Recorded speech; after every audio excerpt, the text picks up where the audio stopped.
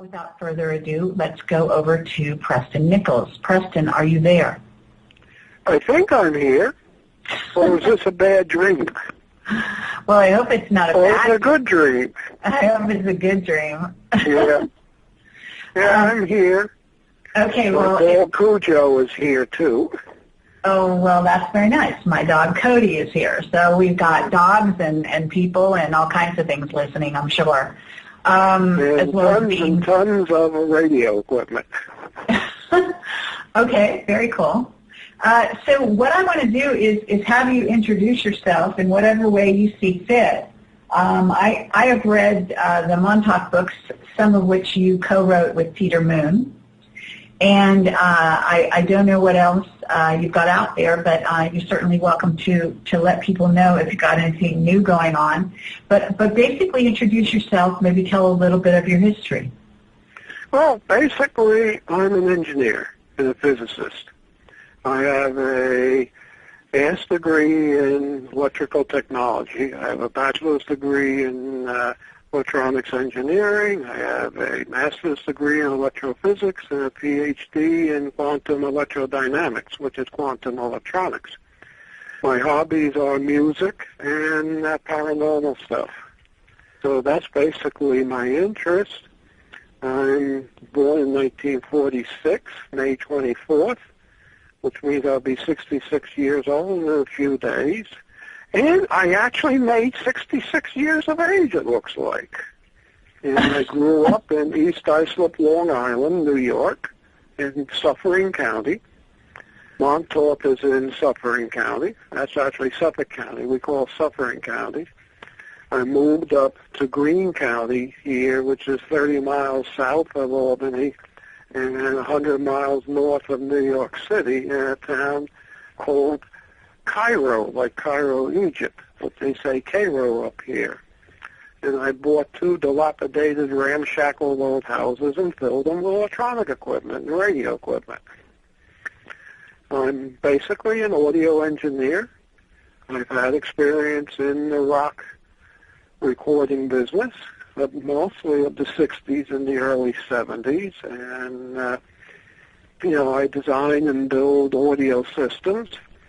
I have what I call the big noisy sound system based upon vacuum tubes, which go into the paranormal realms, the quantum aspects of the voltages between the grids and the plate of the tubes allow you to couple into at least 7 parallel realities through basically the effect of electrons and photons being both particles and waves. And this allows you, the equipment, to sample your fields and cross your fields with the music's fields and make something, project a field that you can literally sink right into. And, it's full fidelity. I have 4 big vacuum tube amplifiers and about 6 big solid-state amplifiers for the bass. And I recently added torsion fields to it, quite by accident. And I'm still working at the physics of the torsion fields, coupling into the system. You lay on a lounge in the middle of the room, and it recreates 3-dimensional sound images around you, as well as coupling your mind into other realities. But I added a bed that has a rotary shaker in it, a vibrator. Not the kind that most people think of. It's a motor with an offset weight, and it vibrates at 10 hertz, which of course is one of the master healing frequencies. But what I discovered, by shaking the whole bed, I have a system that couples the bass response right into the bed or the lounge. So as you're laying there, you feel the bass as well as hearing it. You only hear down to about 30 hertz. Everything else you feel. And I've come across some sort of torsion amplification effect. And, in health and paranormal, there's a lot of chatter right now about torsion fields. And, of course, I've done experimentation with gyroscopes that generate torsion fields, and basically it's a vortexual field that is being generated. That's what I'm up to right now. Wow, that's fascinating, Preston. Let me actually ask you if you will go back in history and talk a little bit about the Montauk project, and then let's come forward and talk about what you're doing now, because that sounds really absolutely incredible. But I am curious, to hear from you directly in terms of your experience with the Montauk project and how you got involved in it and what your perspective is of it now. Well, basically, I went to work in a military-industrial company.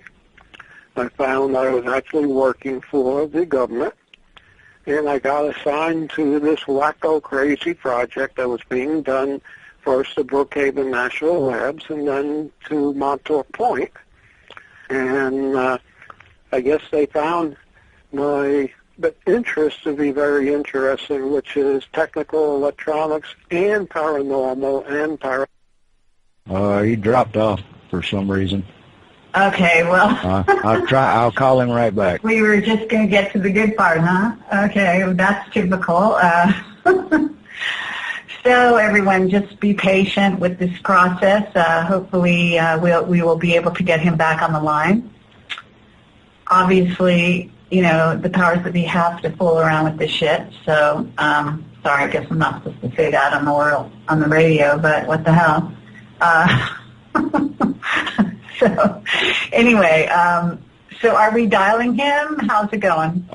Yeah, I just redialed him and it's busy now. Wow. Okay, well. I'll do it again. Thank you. Yeah, we'll see how this is interesting. Preston? I haven't been able to get him yet. Hello? Okay, well, we're still trying, and we've got some strange interference going on. This is wild and crazy as usual. Well, somebody who is creating torsion fields in his living room and putting you in an altered universe, I guess they might be a little concerned about that. And he says it with such a calm way, and it's absolutely mind-boggling. See if we can get him here. Hello? Hello? Hi, Preston. Yeah, I guess the powers that be don't want you to hear about this.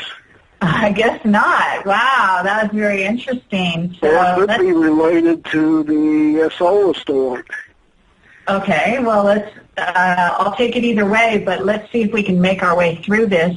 You were about to say that you got involved in this government project, and what exactly was your role back in those days? I was basically an engineer. I was working on the radio frequency equipment, and I was modifying the old radar transmitters and stuff for the project. See, what Montauk project was basically a mind amplifier.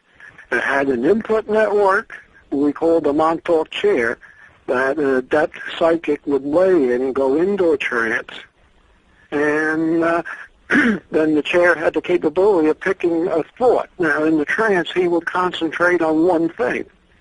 So you get a coherent thought, will go into the computers, be aligned and corrected and, made broadcastable, and then was broadcast out of a very high-powered radar transmitter operating at 435 megahertz, which has something to do with a molecular resonance of water. Of course, human beings are made up of mostly water. We're all wet. My dog is all wet, too. And basically, it started out as an attempt to control the mind of man using electromagnetics. It succeeded, but it didn't succeed. And basically evolved into a time project.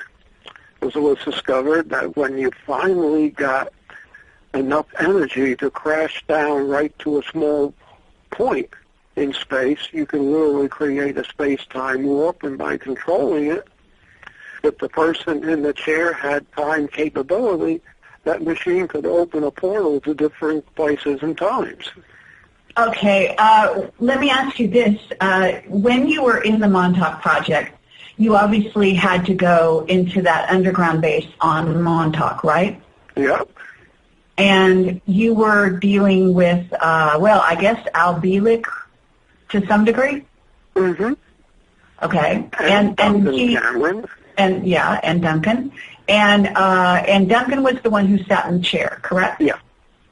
Okay. Yeah, he was the psychic that would go into the trance and concentrate on one thing. Okay. His conscious mind would be deferred somewhere else. Okay. And when, well, let's say, first of all, say that Albelik has recently passed on. Isn't that right? Yes. I guess about 6 months ago. Okay. And were you in touch with him right before he left? No, I could never get through to him on his cell phone. He picked up the cell phone, and I don't think he understood me. Okay. Do you happen to, have you had any, you're putting yourself into some kind of alternate reality, it sounds like, in your studio over there, using sound and creating a vortex, as you said, and so on and so forth. Have you tried to connect with him? Yeah, I believe I have. You have? Mm-hmm. Okay, and how's he doing?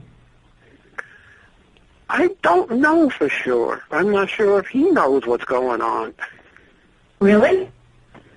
I've connected, but I've not been able to get much information through either way. Okay, how do you know you're connected? I said I believe I am. I'm not sure. Okay, but are there indications, like, in other words, do you see an image? Sort of. Okay. Are you using mostly sound, or are you using mostly visuals, or both? Both. Both, okay.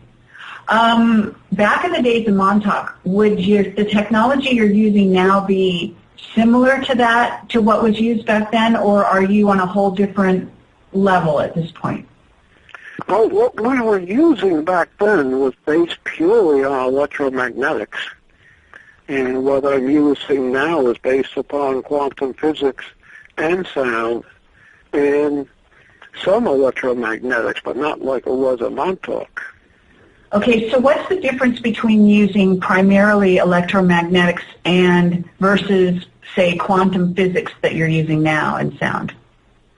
Oh, it's more subtle. Oh, yeah? Is it better? Do you feel it's more sophisticated to be using the quantum? Well, with this as I have it now, I can control what's going on. The adept in the Montauk chair really had no control over what was going on. Really? Yeah, the adept in the chair wasn't aware consciously of what he was doing. Oh, that's interesting. So, do you remember when Duncan Cameron created the Montauk monster in his mind? Yep. Okay, and then it actually took form and destroyed, I guess, at least some of the base, right? Mm-hmm. Yep. Okay, so he had no control over that? No, because he goes into a trance where his conscious mind is deferred into another part of his mind structure. Okay. And what becomes the conscious mind is a hypnotized state, I guess if you want to call it that, where he's told what to concentrate on, and his entire mind, except for the small pieces, his conscious mind concentrates on what he's told to concentrate on. So he's not in control of it. Okay, the difference is I'm in control of what I'm doing here. I hear you, but back in those days, was the computer in control, or was other human in control? Other people were in control. The computer just translated. Okay, and were those humans or were they ETs? No, they were humans. Okay, and do you know who was in control? I'm not sure. You're not? Okay. Did you feel that your life was threatened because as a result of being in that project? Yeah, it's been threatened a number of times. but you survived. Mm-hmm. So why do you Can't think get rid of me that easily. Okay, well, why do you think you survived? Were you protected? Were some people protecting you, or? Oh, undoubtedly. Think so? And what about Al Bielek? Do you think that, in other words, Al Bielek had, I met him, and he had a lot of sort of very negative entities that would follow him around. I don't know if you're aware of that. Yes, I am. Okay. Because, I'm an intuitive, and what would happen in his presence is there would be a lot of, first of all, scalar weaponry operational, but also there seemed to be it was very, very cold. And I sat and had, while he was being interviewed this is quite a long time ago, by Paola Harris, if you remember her. Mm-hmm. And it became colder and colder and colder in the room while he was being interviewed. Yeah. Did you ever experience anything like that? Yes, I have. Okay. So in terms of protection, do you feel that feel that he was being protected, or do you feel that he was not being protected? He was partially protected. Okay. Now, what about Peter Moon? Are you still in touch with Peter? Oh, yeah. Okay, that's good. Now, as far as what was going on in terms of the time travel element, first of all, did you ever meet David Anderson? Yes, I met Dave, sure. Oh, okay. And do you feel that he's on the right track with his time travel research? Well, for what he wants to do, he is. He doesn't want to build a time machine. He's interested in, practical applications of time manipulating technology. His idea is to take out a heart for transplant, put it in a field that slows down time so you have more time to move it. Oh, right. Very sort of medical applications. Well, that's one of them. Uh-huh. Okay, now what is it that you want to do? What you seem to want to do is go into alternate realities. Am I right? Well, basically, I'm using alternate realities. See, starting in when I was 60, when I moved up here, my life transitioned from being an engineer, scientist, technical person to going more into spirituality. I am a Native American Indian, and I've gone into that style shamanism. And I'm using my new technology in connection with that. I'm considered to be a technical musical shaman for modern times, for problems with modern times. And that's basically the bent that my life is now taking. Okay, that's very interesting. So are you, in a sense, how music has healing vibration? Are you, oh, yeah, trying to do? So you're trying to do some healing as well with sure. your sound? Okay. But we only market musical meditation or vision questing. Okay. I do not make any claims for healing aspects whatsoever. I understand. I totally understand. Yeah, for sure. But it is well known, even in the medical field, that music does have quite a healing aspect if you reproduce what is known as full spectrum music. For it to be healing, you've got to have the bass reproduced exactly as it was recorded. Because the healing aspects is more in the bass response than the mid-range and treble. Interesting, yes. You have to be able to go from at least 20 hertz for cycles all the way up to 20 kilohertz. Have you heard about that there's a difference between what's called the Fibonacci sequence and another sort of form of sequential? Do you know what I'm talking about? That's all part of sacred mathematics. Uh-huh. So are you using any particular,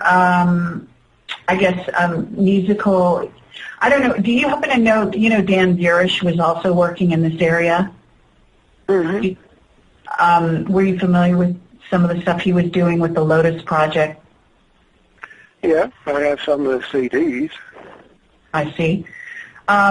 Is there any difference in certain musical tonalities that you found in terms of healing sequences? Well, first of all, I do not use generated tonalities, artificially generated tonalities.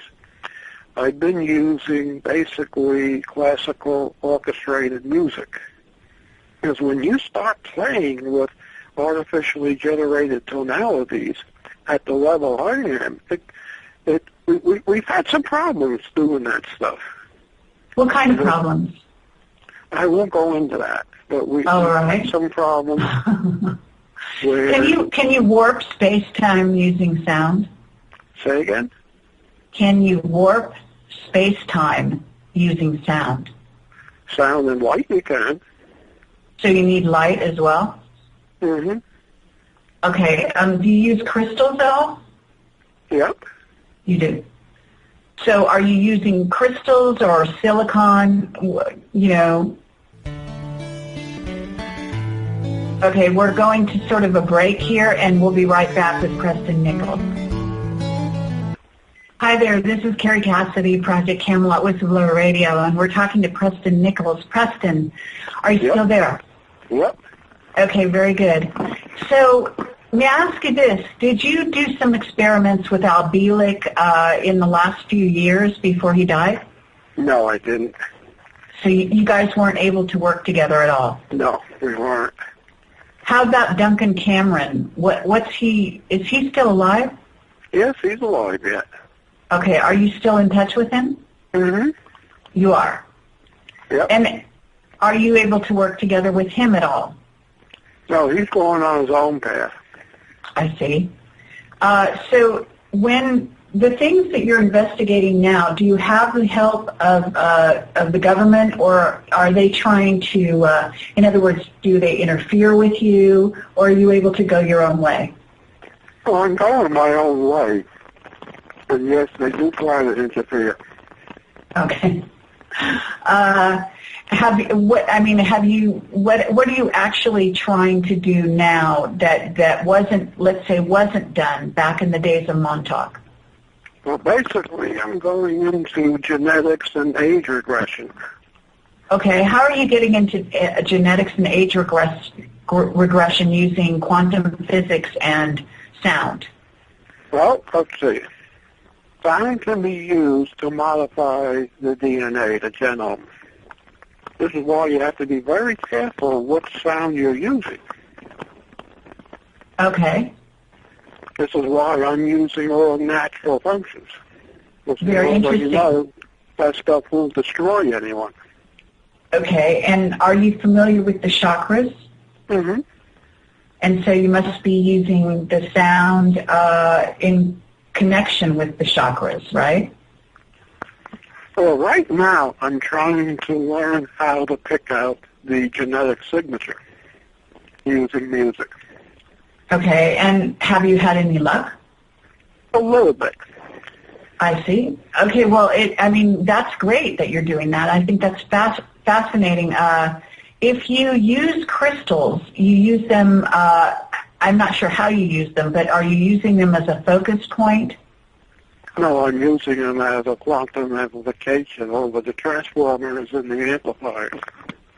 Oh, so to amplify. Mm-hmm. Are you familiar with Otis Carr? I've heard of it. But, well, he's somebody who worked with Tesla. At least that's what he claimed. I don't know for sure. That's true. Have you, well, it sounds, do you even know, I'm from Project Camelot. Are you familiar with Project Camelot? No, not really. Okay, well, I did an interview with someone named Ralph Ring. Have you ever heard of Ralph? Mm-hmm. Okay, well, he worked with Otis Carr, and they created a craft back in the 60s that actually was, and it was shaped like a flying saucer, and actually he time traveled and he has evidence of having done that. And one of the things that Otis Carr, who is quite a brilliant man, and his writings are available in case you were interested in reading them, but at any rate, one of the things he told them to do, and they were using crystals in that craft, is to mentally concentrate on the visual spectrum of aquamarine. Mm-hmm. And are you familiar with the powers of different colors in concert with sound and crystals? Yeah. You are. Are you working with that at all? Some extent. I see. Have you been able to go into, say, the fourth dimension? Mentally, yes. Physically, no. Okay. What about any other dimensions? Well, I believe, I can't prove it, but I've already traveled up to the reality that the being we call God is in. Okay. So that would be several dimensions beyond. I'm sorry? Quite a few realities beyond. I see. And when you're in those other realities, do you want to talk about what your experiences have been? Well, that's very interesting to go into what I'm calling the seventh level or the seventh domain. Because, I had to have something to eat right away because I was starting to lose blood sugar. So I apologize for sounding like I'm eating and talking. Okay. But basically, the discovery is there's basically two critters that we could call God. You have basically the God of Christ, which is love, light, peace, happiness. Then you got the God of Abraham, which is a little bit on the nasty side. One is known as Tabor, that's the God of love, and the other one is known as Ra. And when I studied the Bible as a kid in Catholic school, we had catechism, I used to wonder, why is the Bible have two lines, two storylines in it? The Old Testament is the wrath of God. God wants you to sacrifice. Then you get into the New Testament, where the being we know as Jesus Christ appeared, and all of a sudden it turns into love and light. I know That's why. Right. There's basically two of them. There's the God of Abraham and the God of Jesus Christ. Well, God might be a bit of an elevated term for the wrathful one, in my opinion. That could also be called the Anunnaki. I'm wondering, is it the negative side and the positive side of the same being? Okay, well, that's one way of looking at it, possibly. However, this gets into a philosophical argument on what the Bible really is. The Bible is written words by that are written by man, and also it's been heavily messed with over the centuries, as I'm sure you're familiar with. Mm-hmm. And there's evidence that what we on Earth call God is actually just the Anunnaki, and that the current incarnation of humans is only one of the seedings of humanity, that we've actually been here a number of times, and that this time around the so-called ruler class of the planet was this group that, Sitchin spent a fair amount of time talking about the Sumerian tablets revealed to be the Anunnaki. So, but that's all very interesting. So you've been traveling in these realms, and you've been trying to put the pieces together, right? Yeah, right. Okay. And do you happen to meet with any Native American groups? Yeah, I do, sure. Okay. And which tribe are you affiliated with? Mohawk. Oh. Mohawk and Montauk. Okay. Mohawks are upstate New York Native Indians, and Montauk is the east end of Long Island. Absolutely. And they're two different groups. The Montaukets look very Egyptian, and the Mohawks look quite Nordic.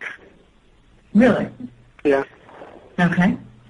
So when you were back in the days of the Montauk project, were you aware that they were using the Kundalini energy of children to power the machine? I was, because I was involved in that. Okay, and how were you involved in that? I was the guy that after the Montauk boys were torn apart and each part programmed for different things, it became my assignment to put them back together again. But you weren't a psychologist. Back into public. But you weren't a trained psychologist, right? You were an engineer. Well, I started out in psychology. You did. And I don't want to offend anyone in the psychological field, but when I got to the point that they were analyzing the mind using statistics, I said, that's the biggest bunch of malarkey I ever heard. At that point, I knew the quantum model was a better model, but the school I was going to wouldn't teach it. So at that point, I went into electronics and studied the quantum model of the mind on my own.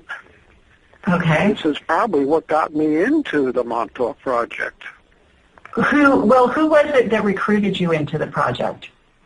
I'm not going to name any actual people. All right.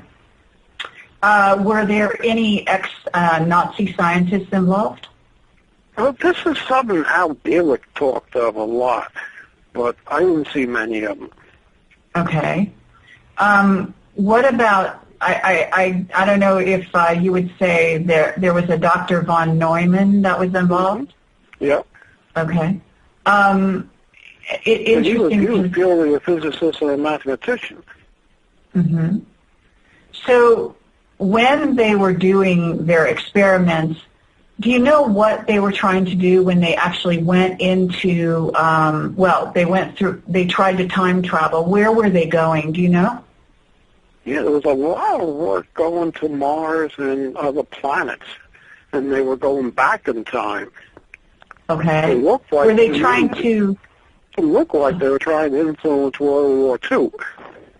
Okay, but the Montauk project happened, let's see, it ended in 1983 that I'm aware of, right?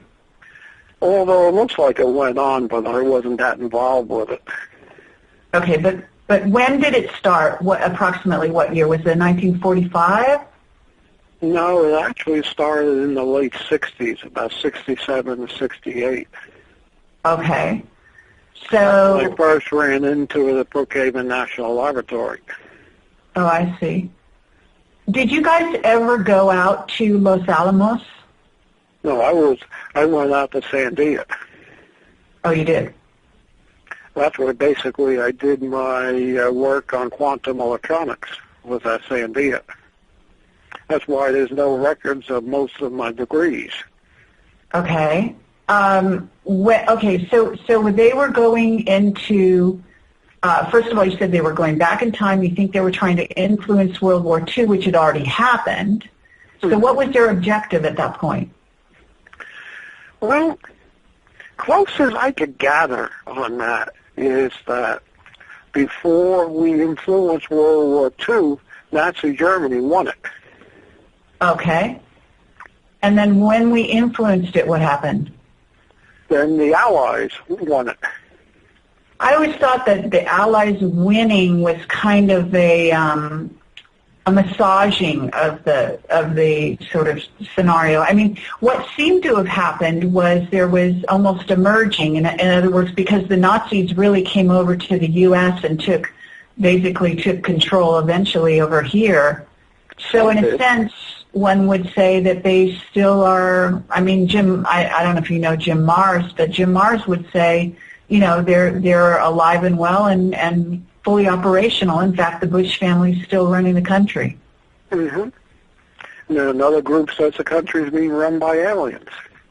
Well, I would say behind the Bush cabal are aliens, but they're service to self. Right now, this country is being run by greed. Pure greed. Okay, well, that's one of the most basic levels, sure. Now, in terms of this time travel and going into Mars, Do you think that they were able to contact the Anunnaki when they did this? At that time, I didn't know. What do you think we now? have been in touch with the Anunnaki. Okay. And are you aware of the Clark McClelland sort of testimony that talks about, you know, this very, very tall spaceman do you remember that? Mm-hmm. So that was an Anunnaki, right? Say again? That was an Anunnaki. That was supposedly Clark McClelland always said that he saw this very large, tall being instructing a couple of our astronauts on a television screen. Mm-hmm. That was. Well, if the beings he's talking of were almost like black Africans, yeah. I see. But they were very tall. Mm-hmm. Okay. Now, so that when they went to Mars, and I'm not sure where else, do you think that they were going into the fourth dimension in order to make contact? No, it was all in this dimension. Okay. And in other words, were you involved in that part of it? Did you go yourself in your own, I don't know, physically or mentally? No, I didn't. So, and who did? I mean, I know Duncan Cameron powered the chair, but who actually went? Number of people went. Anyone that we know of? Are these people known or not? Well, Stu Swerdlow went. Okay. And are you in touch with Stuart? No, I'll probably see him in a couple of weeks. Okay. So that's... I haven't talked to Stuart since 9/11. Oh, really? Well, that should be a very interesting experience for you guys to get back together. Well, we'll see. Okay. So do you know that how they went to, when they did time travel, did they go through a kind of a vortex or tunnel? Mm-hmm. Yep. They did? Mm-hmm. And were you able to see it in operation at all? I saw it on TV monitors. You did? What did you see? Oh, there was this room that was about 30 foot square, and the particle accelerator would be started up, being fed by the information from the amplifiers and the transmitter. And when the accelerator got close to the speed of light, the magnetic coils would focus it right down the center in the middle of this room, and you would see like this whirling distortion starting at the edge of the room, going down into the middle, going to a point in the middle of the room. Sometimes it was off-center. And then you'd see this hole in the floor open up. Okay. And then what would happen? Oh, the people that were going to go through it would jump into it. They jump into the hole. Okay. At that point, what would you see them disappear, or would you follow? Were you able to follow it? Did they have? I don't know if they followed them with cameras or what. We were able to follow them pretty much to the 0 point. And then after the 0 point, what happened? Well, at that point, they would be re-expanding into physicality in a different space and time. Right. But could you would no longer see them at that point? No, we wouldn't see them here. Okay. Were they able to ever bring anything with them? Mm-hmm. They were. So they could bring a camera, for example. Well, that's how we know what happened on the other end. Well, Because you also know by reports of testimony. the people and cameras that they recorded after they got through the 0 point. Okay, so that's interesting. So not only the humans would go, but were their bodies dematerializing then rematerializing? That's what it looked like. Okay, and so the same process would be happening with something physical like a camera, right? Mm-hmm. Yep. Okay. Well, at the 0 point, everything matter is literally deconstructed, and it's a frequency pattern that goes through the 0 point, and then the vortex spinning opposite reconstructs the matter based upon the frequency transform that's coming through the 0 point. And did you have anybody get stuck over there? Yeah, people were lost. Because they only let me go through it a couple of times later on when they knew it was working. It was the most scary thing I ever went through. It was like you're dying and then being recreated again. So you did go in there? Twice. Where did you go? Once I went back to the forest fires on Long Island in the, I guess it would be about 96, 97, 95. And then another time I went back to World War II. Okay, the forest fires on Long Island, what do you mean 96 or 97? Are you talking in 1990 or 1896? 1990. Okay, that would have been forward at that time. Yes, I went forward. Okay, so you went forward to forest fires on Long Island, and then you also went backward. I had videos of myself at a younger age, working with the forest fires on Long Island. Okay, but when it got to 1990, did you work with forest fires, or was that another parallel reality of you? No, the forest fires were real. No, but what I meant is, when you now lived through 90s. If you time traveled there in advance, when you got there in real time, in the time that we know now, did you do that, or was that another part of you? No, it was me. So you fought forest fires. That's one of the ways. That's one of the ways I got in trouble. How did you? After I saw myself on the local news, I went looking. You went looking for myself. Okay, so when you say you got in trouble... That's when the powers that be got very upset. Okay, is that back in the 90s when you went looking for yourself, or did you go looking for yourself recently? No, in the 90s. Okay, and why did they get upset? They didn't want me meeting myself out of the past. I see. And were you able to? I'm not going to go into that. Okay. Why wouldn't they want you to meet yourself in the past? Because they've been trying to discredit everything I've been saying, and I might have got proof of it. Oh, I see. Okay, well, do you recognize that there are parallel realities? Yes, sure. Okay. And so I guess what I was asking is, do you think that you went into a parallel reality when you went forward or backward into time, or do you think that you stayed on the same timeline? Well, in this case, it was the same timeline. Okay. And what about, you said you also went forward, you said you also went backward to World War II? Mm-hmm. Where did you find yourself then? I was in Germany. Okay. And were you a soldier? What was your role? I was a scientist.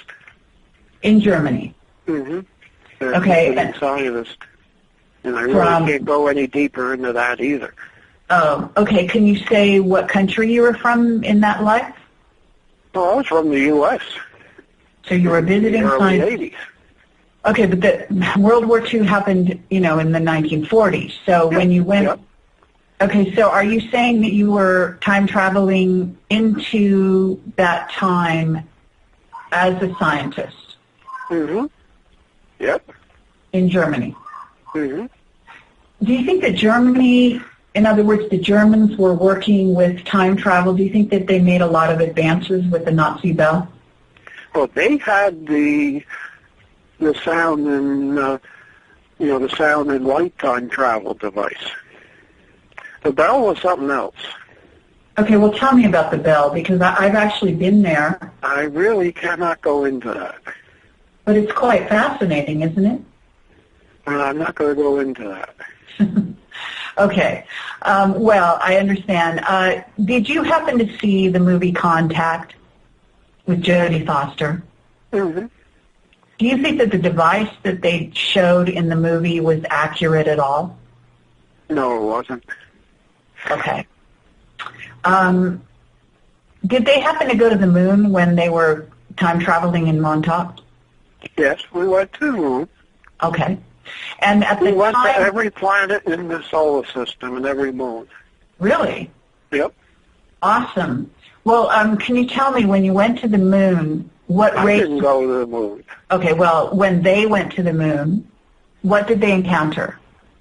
I don't know. I wasn't privy to all that. Oh, you weren't? Oh. But you know that they went to all the planets. Mm-hmm. Okay, we'll be right back. Thank you so much, Preston. We'll be right back with you in just a few minutes. Hi there. This is Carrie Cassidy from Project Camelot Whistleblower Radio. And we're talking to Preston Nichols. And we are, well, time traveling, basically, with our minds. Preston, are you there? Yep. Okay. So you were saying that the device was not the same as what was seen in the movie Contact with Jodie Foster. No. And, okay. Now, well, see, that had a vehicle that actually traveled, the person traveled into other times and spaces. Right. The machine stayed at Montauk Point. I understand. This person went through like a tunnel to get to another space and time. Okay. So, well, you're saying Parson. Hmm? You're saying the person? Yeah, the person at Montauk would go through like a tunnel. Okay. Did you? A vortex. Right.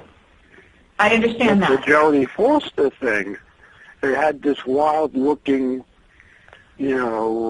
shaped device that fell down through this ring, Right. and the person in the device traveled. The device traveled and brought the person there. Well, they used counter-rotating. Yes, I know what they used.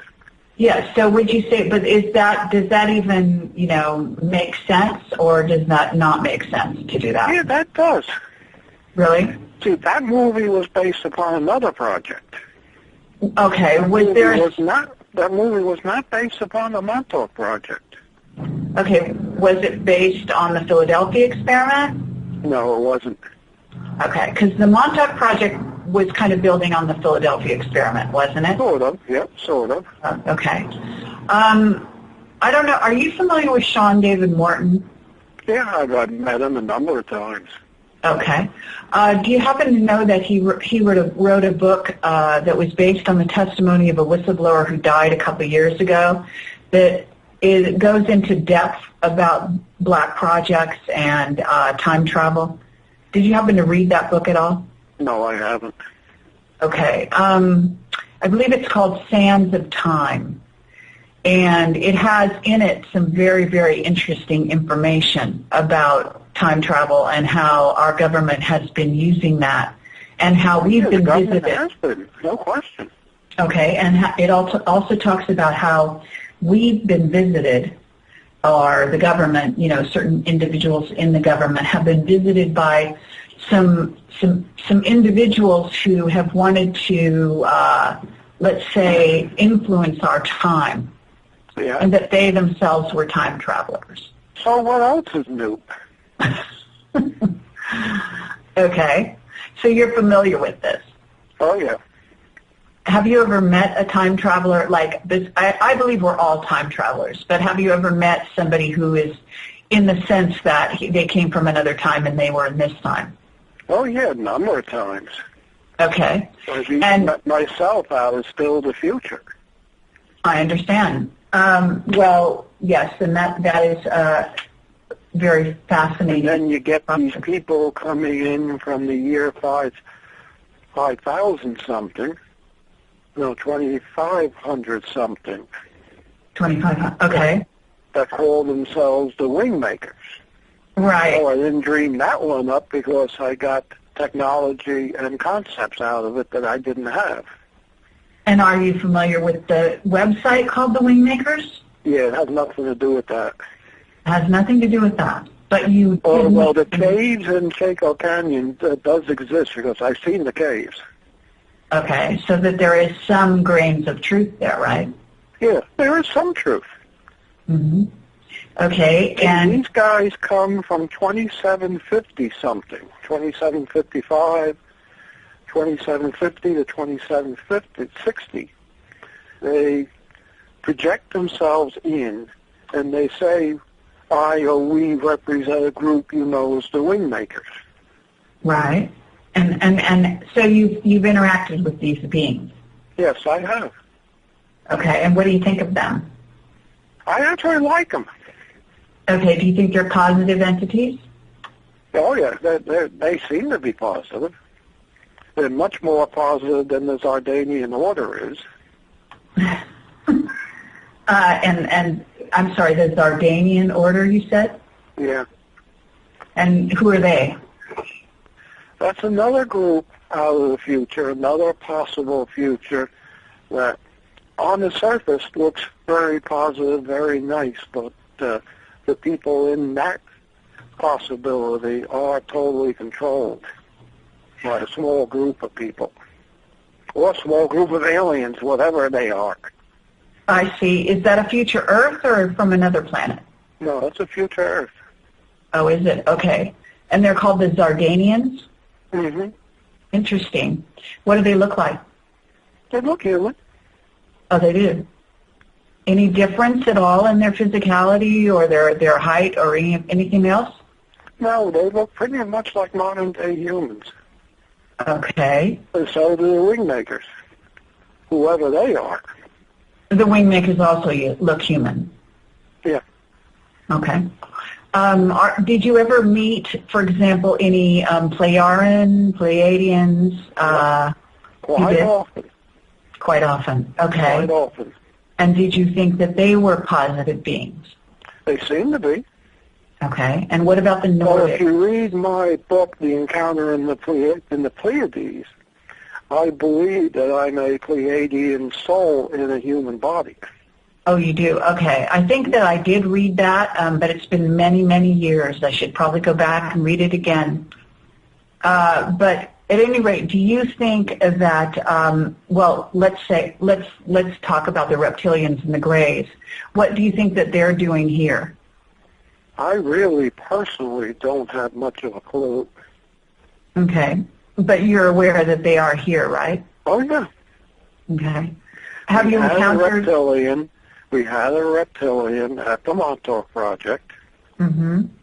I used to work next to him, although we didn't have much contact in actuality.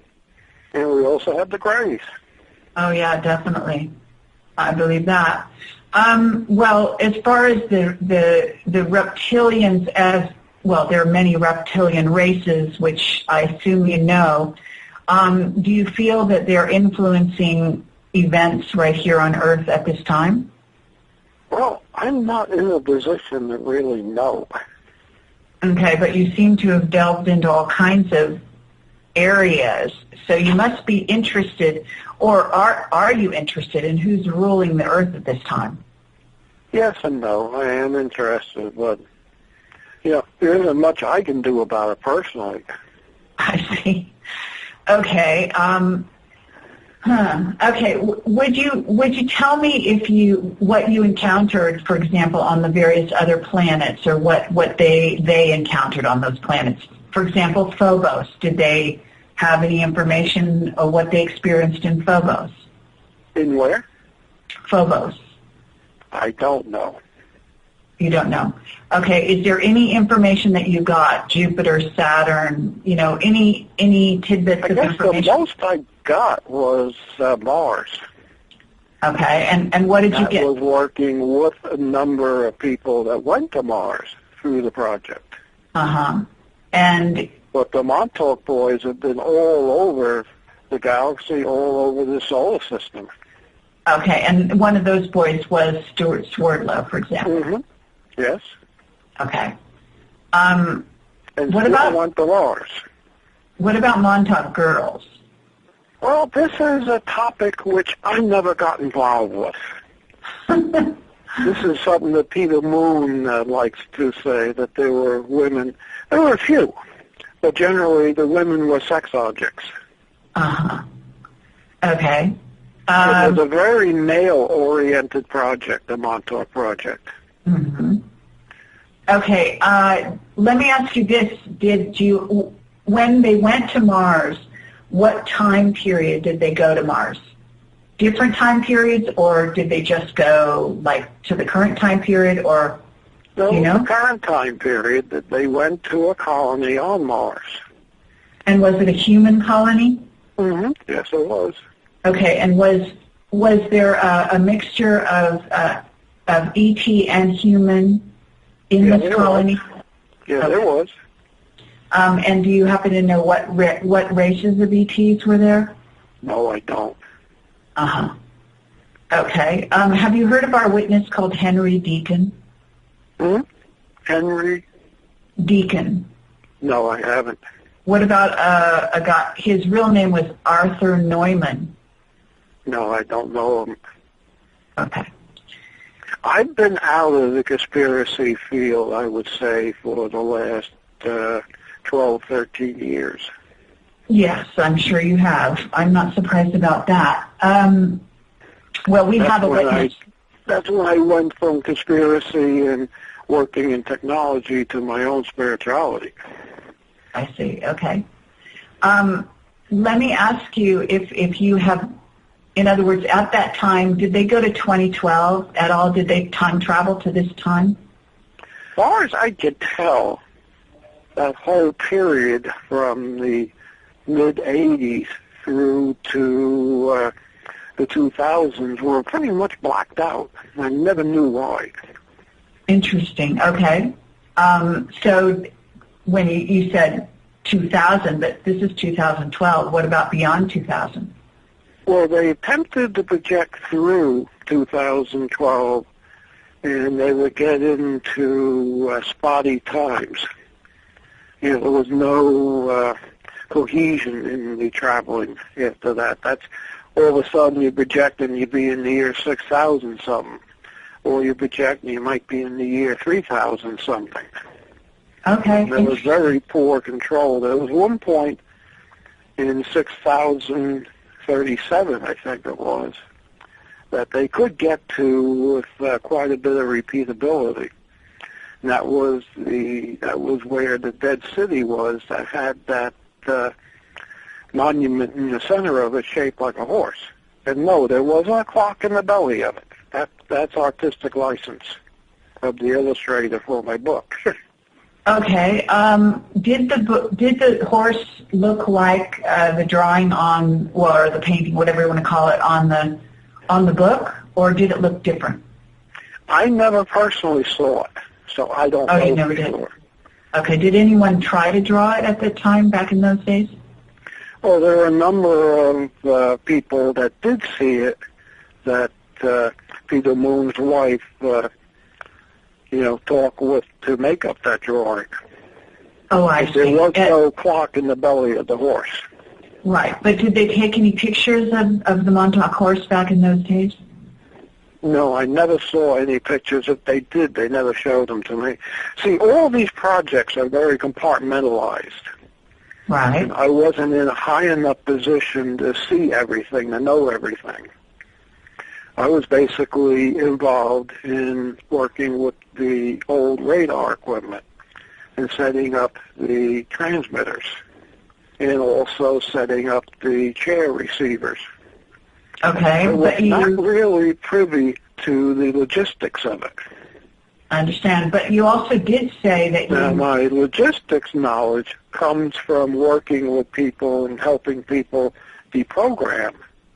That's where most of the logistic knowledge of the project I had came from. So after the fact kind of information. It was after the fact. Mm-hmm. Did you happen to find out whether or not, there's a big deal about the end of the year, 2012, December 21st, around that time, there's a lot of talk about a certain event horizon happening as a result of a certain amount of factors. First of all, moving into alignment with the galactic center, et cetera, et cetera. Yeah. Did Montauk or did the people involved in Montauk ever come across any information regarding that time? Well, at that time, it looked like our reality ended at 2012. Really? Well, now it looks like, to me, my research, my vision questing, it looks like it goes on to about 2020-something. Okay, but how can right you get now, to the year 6,000? There must be a through line if you're getting to the year 6,000, right? I don't get to the year 6000. Well, I'm saying they saw, for example, the Montauk horse in the year 6000, so that somehow the Earth had to be, or at least a version. I'm not even sure that's Earth. Okay, that's valid. For example, you think that there's two things here. One is what they saw in the days of the Montauk Project. And in the days of the Montauk Project, you said there was some evidence they got to the year 3000. There was evidence of getting to the year 6000. I was using that as an example. Uh-huh. But did they get, in other words, you said there was sort of a blacked out time up until the year 2000, and that after 2012, it was more or less, you said, sketchy. Mm-hmm. Yep. But since then, you've been doing some traveling, and are you seeing a sort of information going up until 2020 something? It looks like right now, it looks like 2023. 2023. And what do you this see? Year, this is going to be the year 2012, 2013 of sun problems, and we're already having sun stuff. Okay, and can you elaborate on what you've seen for this year and next? Well, I'm not going to make any predictions. Sure. As you go ahead in time opens up to a hemisphere of possibilities. Mm-hmm. But what we're having right now is we're having training solar flares, one right after another. There are huge magnetic storms on the sun, which some people at NASA think could go into a circular global type corona mass ejection. And if that happens, we get an EMP that wipes out most of our modern technology on this planet. Okay, and have you tried to sort of go to that time and see whether indeed that happens, or are you sort of not sure? I'm not sure.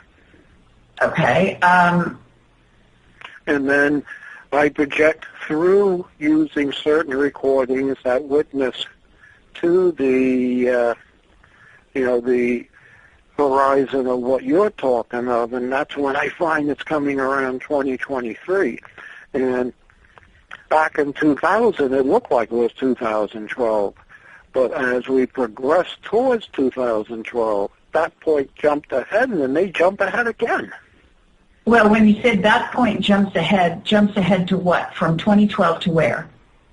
First it went to about 2018, then it went to 2020, and now it's 2023. Okay.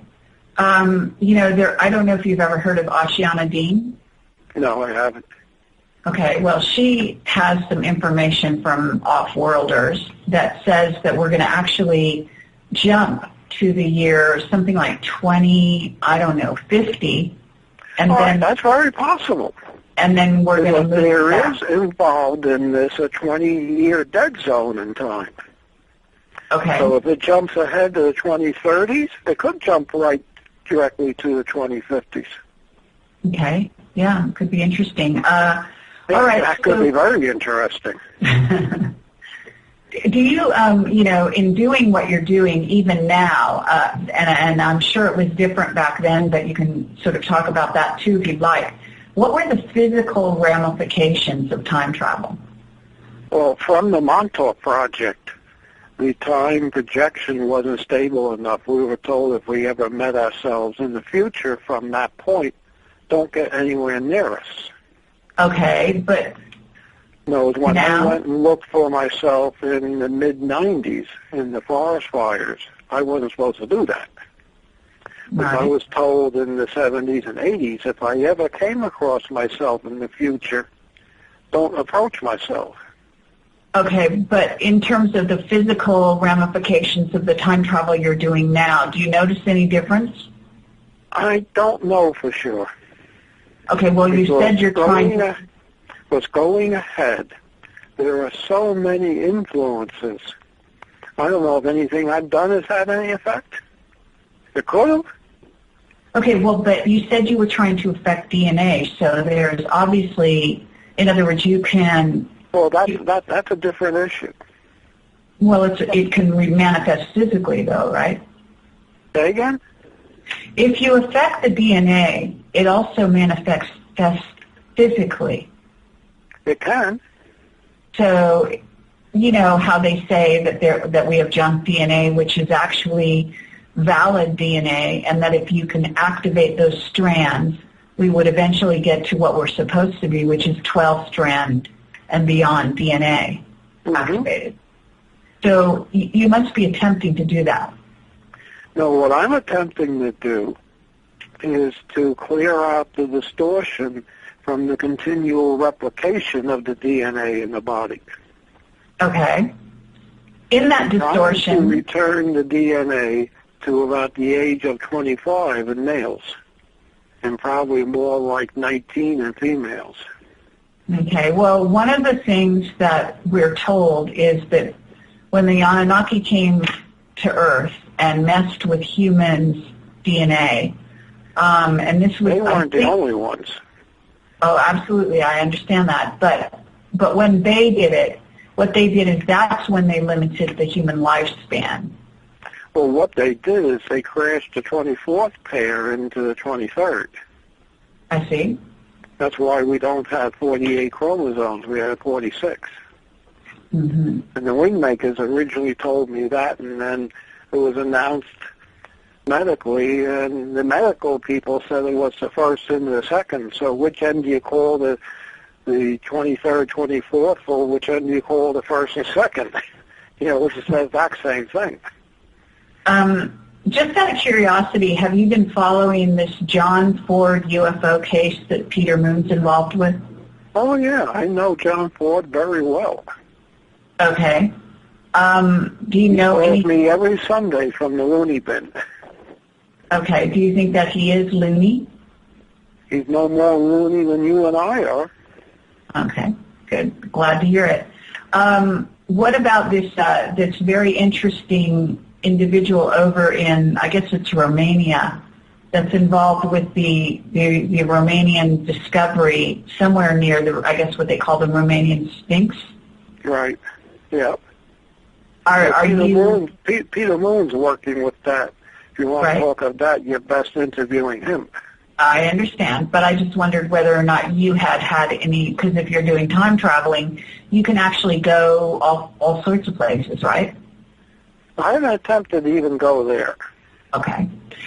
All right, what about CERN? Have you tried to see what they're doing over there? Oh, I know exactly what they're doing. Do you want to tell us? They're basically trying to create a miniature black hole, which they're going about using a sledgehammer to kill flies. So there are much more subtle, easier ways to do it. Okay, so you actually believe that they're trying to do that? And it's very dangerous. Right. But what's the purpose of doing something like that? They're trying to prove the existence of the Big Bang. I know. That's the cover story, though. And they're trying to generate a black hole and control it. Isn't it much more likely that they're trying to actually create a sort of a force field around Earth and move us into another dimension? There's enough power there to do that. You don't think so? No. It takes much more power than they got in CERN. Okay. Did your wingmaker contacts tell you of any kind of invasion happening on planet Earth? Yeah, sure. Okay. And did they say it was in the future, or did they say when it was going to happen? They say it's in the future. Okay. But how far in the future? Is it soon? I shouldn't go into that. I see. Okay. Well, how about this idea? Have you heard of the idea that Horus is returning to Earth? Yeah, I've heard that. Do you believe that? I don't know. You think it's a possibility? I guess it's a possibility. Okay. I was just curious. Now we only have about a half hour left to our show, and we're probably going to have a break here pretty quick. But when we come back, what I'd like to do is open it up for callers to ask you questions. I'm sure a lot of people have all sorts of questions they'd like to ask, but I'd also like you to tell us anything that you would like to sort of talk about that I haven't asked you about, but you'd like to tell us about. Yeah. Okay. So well, I have, we have gone into what my present day research is with music affecting genetics and, right. Mental travel through the equipment. But in terms of what you're doing now, and first of all, I mean, do you have kids? Did you get married? I'm sorry, I don't know, but are they affected by what you do? Your experiments or at all? No, I don't have. Okay. I've been a bachelor my whole life. And do you have any friends that have that are are taking part in your experiments? Some. Yeah? Mm-hmm. So that must be pretty interesting. Well, nothing else, what you get out of the work I'm doing now is we have ways of opening the person's mind up. And what it turns out, it's the best thing you could do if you're a performer. When you're being trained as a performer, you're told to reach out and touch the mind of the audience. Uh-huh. And I know exactly how to open a guy up for that. Okay. I've had quite a bit of work doing that. Interesting. All right, very good. All right, we'll be right back. Okay. Nichols, thank you. Hi, I'm Carrie Cassidy from Project Camelot, Whistleblower Radio, and we're talking to Preston Nichols, and what I'm going to do is open it up for callers, and that means that if there's anyone who wants to call in, I believe you call, let's see, if you want to call Skype, it looks like they have a Freedom Screen, which is the Skype name that you can call, or you can dial 347-688-2902. And in the meantime, Preston, are you still there? Yep. Okay, very good. In terms of the future, are you optimistic?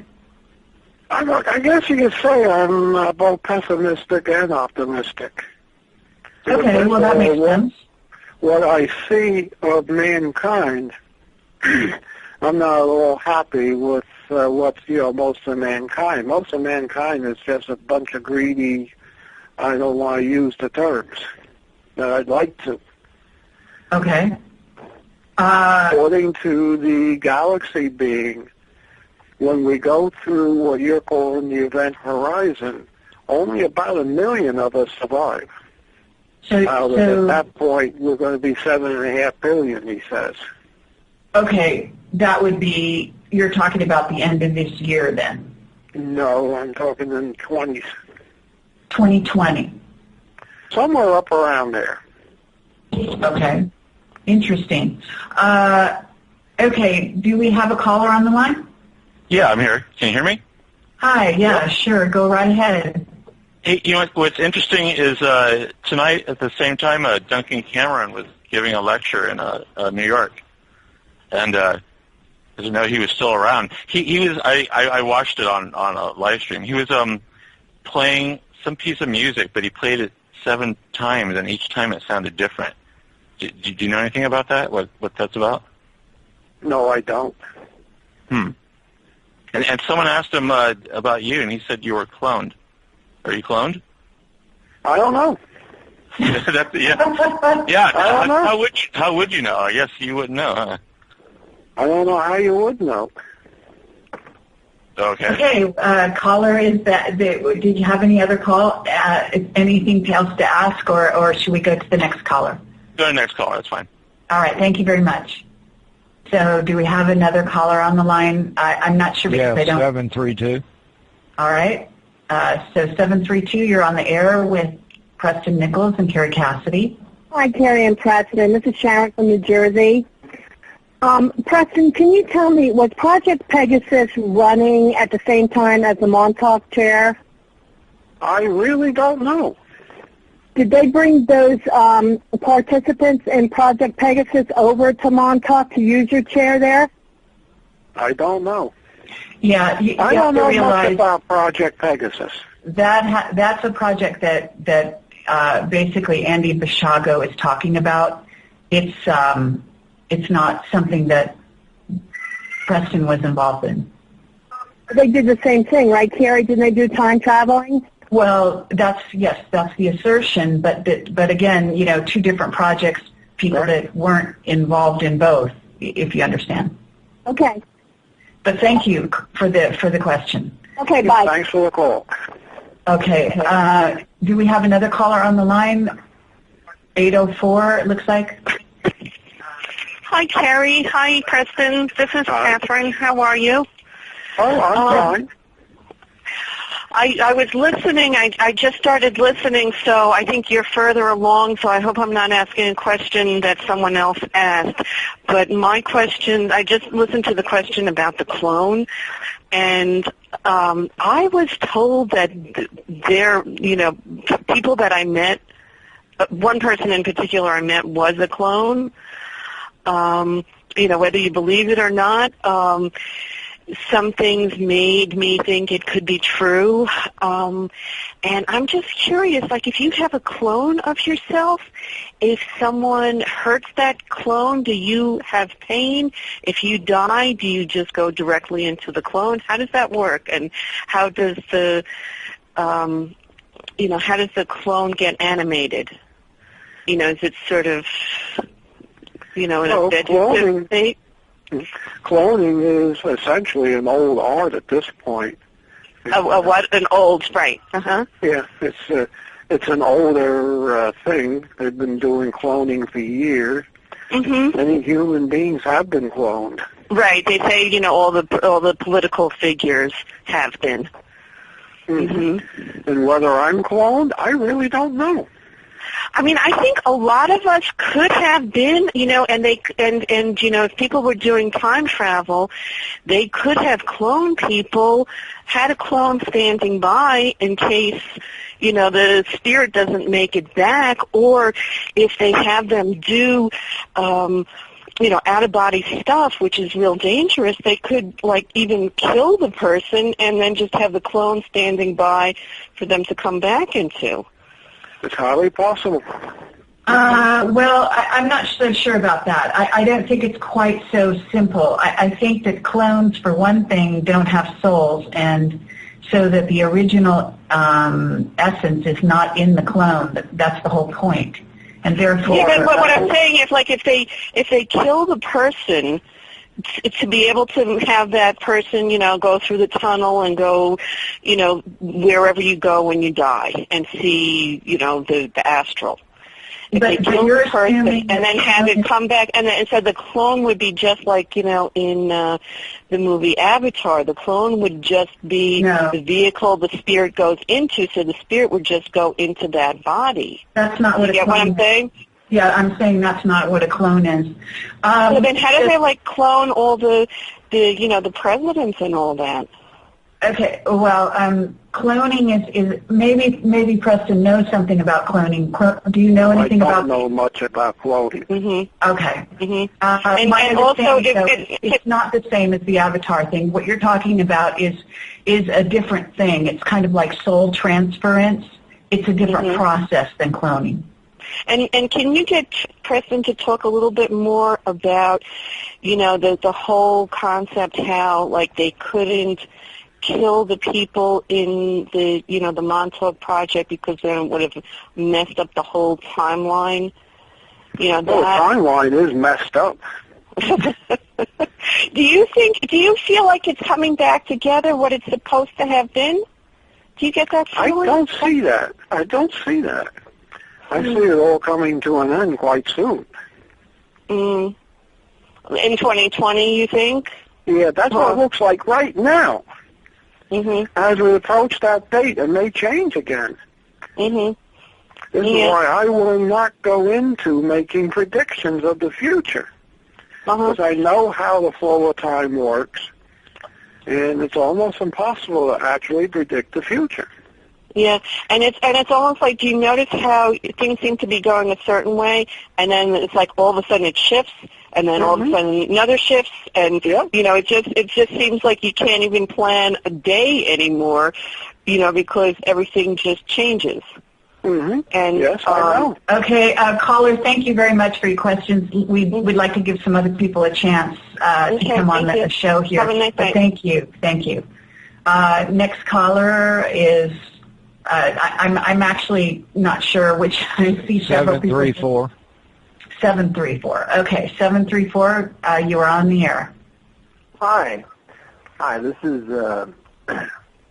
Jason from Ann Arbor. I was interested to get your interpretation of the timeline issue.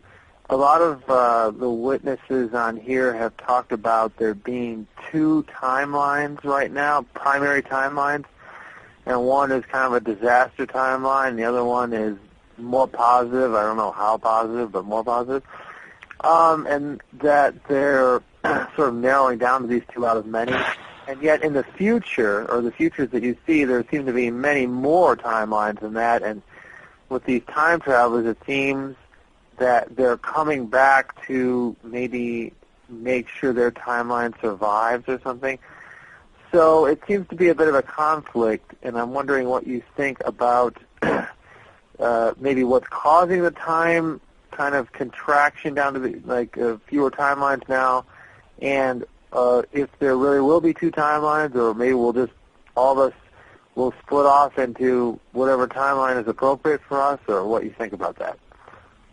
Well, again, I really don't know. I can't predict, but I have seen two possible futures. One is the good future that you're talking of, which is presented by a group that presents themselves as the Wingmakers, although that's not their real name. And the other one is the Zardanian Order. And the Zardanian Order is the despotic one. And the Wingmakers is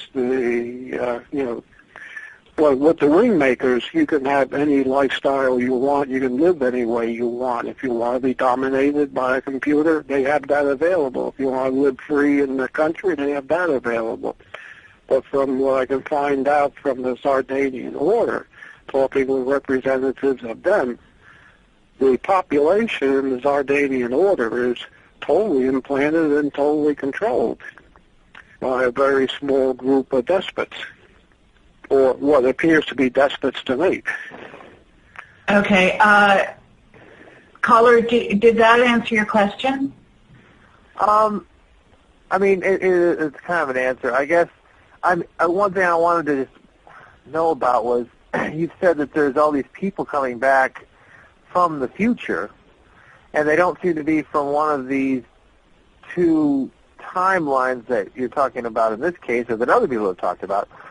So I'm wondering, why are these other people from different timelines, at least that's my impression, coming back? Well, I mean, let me just say this, and Preston, you can also, respond, which is that, first of all, there's not going to be just two timelines. That's impossible. I think according to physicists even at this time, they acknowledge that there's multiple timelines. So they're not narrowing down to just two. That would be ludicrous. But what is happening is perhaps that people are sort of tending to focus on one or the other to the exclusion of the others. That doesn't mean the others don't exist, because there are multiple realities. Yes, there are. There's many realities. Huh? It's us that's kind of doing it as a collective, because we are focusing on the disaster or the good timeline. It's basically our sense of duality that's kind of creating this choice right now. Oh, that's highly possible. Sure, but I would say that within that, you have to understand that there's going to be multiple gradations of those realities as well, just as there are at this very moment multiple gradations of this reality. So, in other words, I think this is all simultaneously going on. I think it's a matter of mental focus that you're talking about, and it's selective, and I don't think, in a sense, it's a certain prejudice that this time has. That doesn't make it true or right. But Caller, we're going to have to go on to the next caller. Thank you for your call and your question. Great. So who is the next caller, if you could tell me what? Gerber. Jerbear. Gerber. Sorry. Hello, Jerry, and Revolution Radio. Thank you for letting me ask this question. Preston, I'd like to ask you the question about the time the 7 foot man, the 7 foot being was next to your office, and you were concocting something for a battery charger, and he came in there. He came in there and started drinking your solution and got high. Mm-hmm. Can you explain that to the audience? Apparently, their biology is entirely different from ours, and sodium hydroxide makes them high. And who is this? What being are we talking about? I don't know for sure what they call themselves, but there is a darn good painting on the net of what this critter looked like. Okay, well, do you know whereabouts on the net? Yeah, I can tell you that. Okay, that would be cool to know. Wasn't he the boss? Hmm? Wasn't he like an advisor? He was kind of he was like an advisor. Let me put on my glasses. So I got a picture here sent to me by a friend, and when I saw it, I said, my God, that looks exactly like the critter. It is greatdreams.com, reptile, JPG. Because he put www and HDTV in front of that. And then right under the little picture is, what is that? I have to put on my other glasses. This isn't blown up to be big. Sort of resembles, remember the Gorn on Star Trek? Yes. It sort of resembles that critter. www.anw.com/Kesara, Kesara. I guess that's the artist. And I have one more quick question. Yeah, go ahead. Do you recall stating that in the stairwell at that place had a smaller rail for the 3 foot critters? Yes. Okay. Thank you. Okay. Thank you, caller. Thanks very much. Bye-bye. Bye-bye. Is there another caller on the line? And if so, 518 it looks like. Area code 518. That's right up here. Oh, I'm sorry. It's 831. I'm sorry. I'm sorry, 831. Area code 831. Are you there? Hello? Hello? Hello?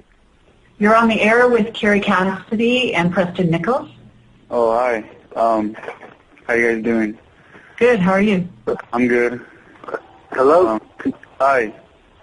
I wanted to ask you, what kind of abilities do those wind makers have? Or like the people that come from the future, do they have like any kind of abilities? Like, are they able to fly or? No, I haven't seen any of them fly. It's really weird. Actually, loads of different people here. They look as human as we do, and basically they seem to be, developed paranormally. They have good EMP. Can anybody hear me, or is this? Yes, we can hear you. Oh, I think we have more than one caller on the line. I guess somehow that there's somebody should be just doing this individually. I'm sorry. We're talking to area code 831 right now, so if there's another caller on the line, if you could hold on until we get done with this caller, that'd be great. Yeah, I'm very polite. I'm calling from England now, so... No problem. It'll just be a moment here. So basically, did that answer your question, caller on area code 831? What do you say that they look just like us? They just have a little bit of paranormal abilities? Well, they're quite developed paranormally, and of course they have both groups I met with seem to have a much higher level of technology than we have. Oh, so okay, I see. And they come from Earth? That's what they tell me. When you get these people either approach you from, That's trippy, man. From meeting with you, or projecting themselves. You don't know where they actually come from. So at one time they were on Earth, but they have actually now they come from another dimension, a higher dimension is what I believe Preston is saying. It could be. Yeah, because by that time the vibrations, the frequency of consciousness will be different than more evolved. It probably would be. Yeah. So Preston, wouldn't you say that their bodies are a lot finer in terms of physicality? They must be closer to a light body than a physical body. I don't know. So when you saw them in 3D color, right? Mm-hmm. Okay, but did you have any physical contact with them? Were you able to figure out what they were composed of? Well, you could touch them like anyone else. I see. And did they feel just like a normal human? Mm-hmm. Yeah. Okay. So they were taking on a human, they were entering this dimension fully then at that time? They were entering this dimension fully. What they are, where they come from, I really don't know. Although I did accompany some of the wing makers back to their time, and it looked as physical as we are. Hey, Carrie. Yes. I would like to mention here on live that I have been contacted many times by the Greys. Okay. You're not the only one. I'm not making this up. No, I'm sure you're not. Yeah, we didn't say I've been conscious of, like, I was actually like face to face with them. Mm-hmm, I know. Different kinds, actually, different sizes. One of them really freaked me out. Okay, well, be sure to stand in your own light and claim your own sovereignty so that they don't mess with you. Oh, they mess with me all the damn time. I hate it. Okay, but you can take, I'm serious, if you insist that they back up and basically you should raise your frequency and you'll get to a place where they can't mess with you. Right. Yep. You really will. I'm thinking about making orgone, because I hear that it can be around areas where there's orgone. Yeah, well, there's lots of orgone out there. You can certainly even just buy it. Yeah, I can make it. Okay, cool. But what you best do is you need to outfit your own light body. So meditation is the only way to do that. I do a lot of meditation, actually. Okay, and then also protecting yourself, and also refining your own, karma and making sure that you're putting healthy stuff in your body and so on. I've been doing that. Cool. And I don't think that. I don't know. It's just weird. And then all the elf towers. You know those elf towers? Yes. It's like turning everyone into zombies. Okay, well, thank you very much, caller. I'm sorry, but we do need to go to the next guy because he's holding from England. So Thank you very much for calling, and good luck with all of that, okay? Thank you for having me. Okay, take care. Bye. Bye-bye. So we had another caller that was holding on the line from England. Are you there? Hello, Carrie. How are you? I'm good. We're here with Preston Nichols. Did you have something for Preston? Well, in some ways, yes. I mean, a lot of the stuff is sort of American-based, so do you have any feelings about Europe and what's going to happen there? Or? Well, Europe is going to be part of the financial crash that is on the horizon. And the financial crash will be worldwide. And whatever happens when we enter the event horizon or the zone, whatever you want to call it, it's the entire planet. So Europe will be in there with the rest of us. And what about other places like South America and it all goes in. Okay, I think what the caller is saying, Preston, is, and again, caller, keep in mind that Preston is relating this to 2020, so he's not actually seeing that happen this year, if you will. He says that I think it will I see begin. an EMP this year. You do, okay. And from the sun. And what some people are saying and wondering, are certain areas of the Earth going to be safer than others? Do you have a point of view on that, Preston? From the EMP, sure. Okay. Well, I know a woman who, she's a Chandler, and 10 years ago she was saying that you have to live above the 66th parallel to be safe. Yes, who was it? Somebody and she actually, the woman I knew, her name is Suzanne. She's now right up in the north of Finland as we speak. It's not a place for everybody, obviously. But okay, well, there's a lot of mixed information in that regard. But Preston, are you seeing anything specifically in terms of, because my understanding is, in a certain sense, it's a crapshoot. It's whatever side is actually facing the sun at the time that the EMP comes through, right? Yeah, that's for the EMP, although what can happen if the EMP is strong enough and we get a major plasma hit, it can actually displace the atmosphere. The EMP can go into the electrojet and get distributed around the entire planet. The magnetopores, if the plasma storm hits the magnetopores, that will generate an EMP in itself through, the electrojet. And I got assigned to this wacko crazy project that was being done first at Brookhaven National Labs and then to Montauk Point. And I guess they found my interest to be very interesting, which is technical electronics and paranormal and He dropped off for some reason. Okay, well. I'll call him right back. We were just going to get to the good part, huh? Okay, well, that's typical. So everyone, just be patient with this process. Hopefully we will be able to get him back on the line.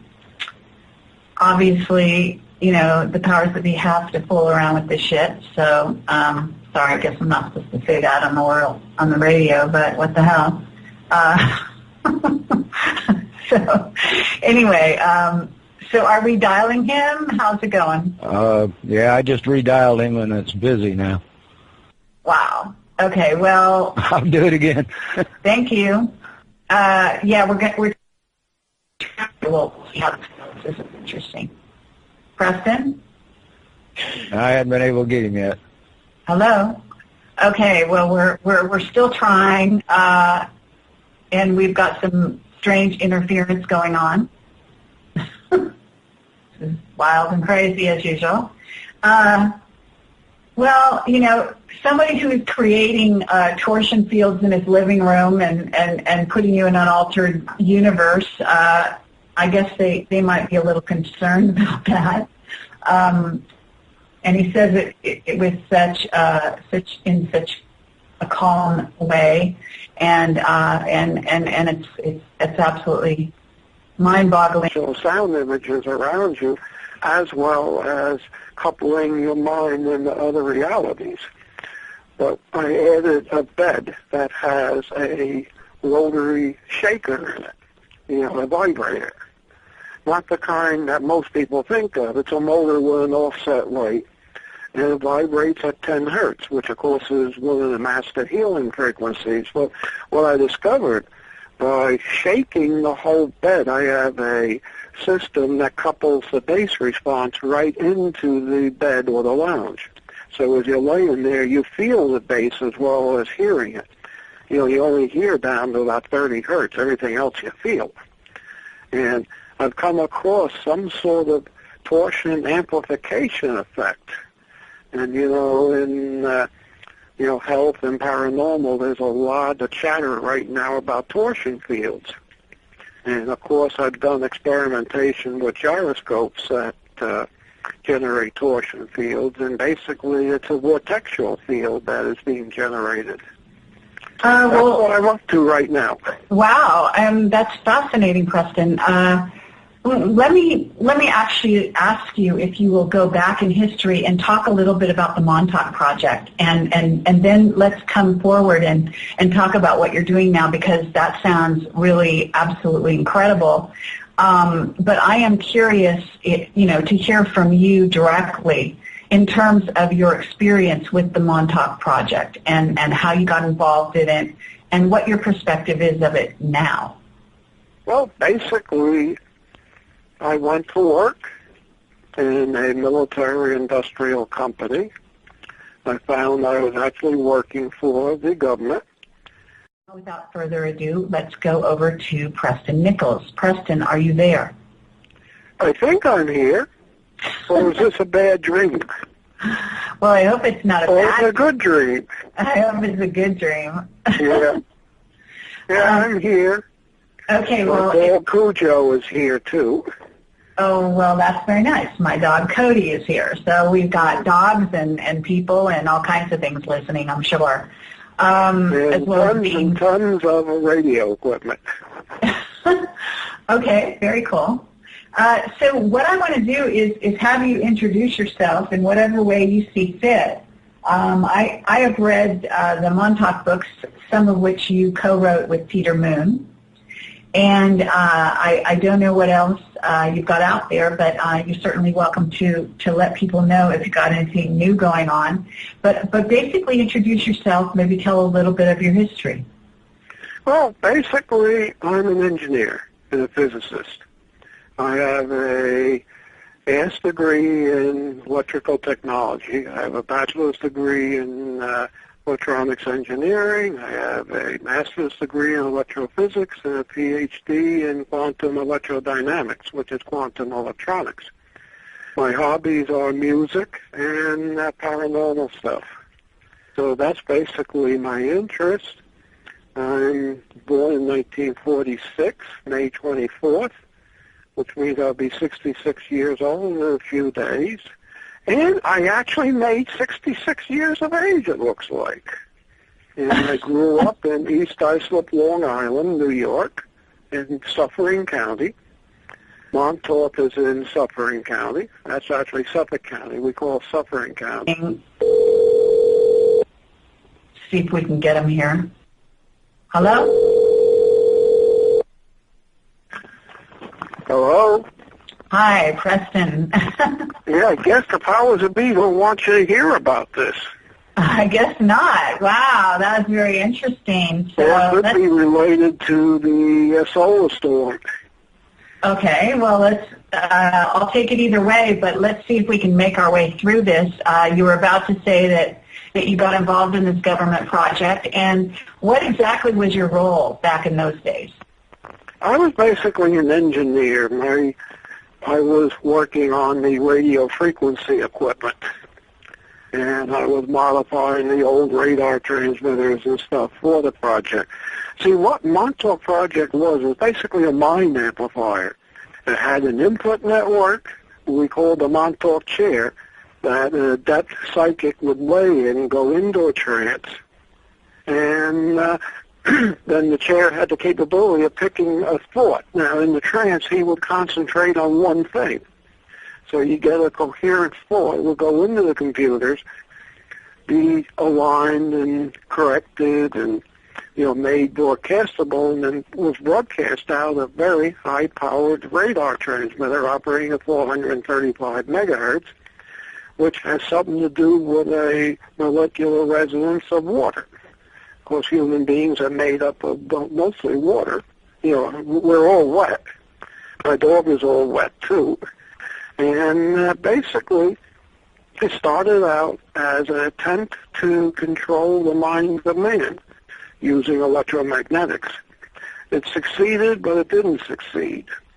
And I moved up to Greene County here, which is 30 miles south of Albany, and 100 miles north of New York City, in a town called Cairo, like Cairo, Egypt, but they say Cairo up here. And I bought 2 dilapidated, ramshackle old houses and filled them with electronic equipment and radio equipment. I'm basically an audio engineer. I've had experience in the rock recording business, but mostly of the 60s and the early 70s. And, I design and build audio systems. I have what I call the big noisy sound system based upon vacuum tubes, which go into the paranormal realms, the quantum aspects of the voltages between the grids and the plate of the tubes, allow you to couple into at least 7 parallel realities through basically the effect of electrons and photons being both particles and waves. And this allows you, the equipment, to sample your fields and cross your fields with the music's fields and make something, project a field that you can literally sink right into. And, it's full fidelity. I have 4 big vacuum tube amplifiers and about 6 big solid-state amplifiers for the bass. And I recently added torsion fields to it, quite by accident. And I'm still working at the physics of the torsion fields, coupling into the system. You lay on a lounge in the middle of the room, and it recreates 3-dimensional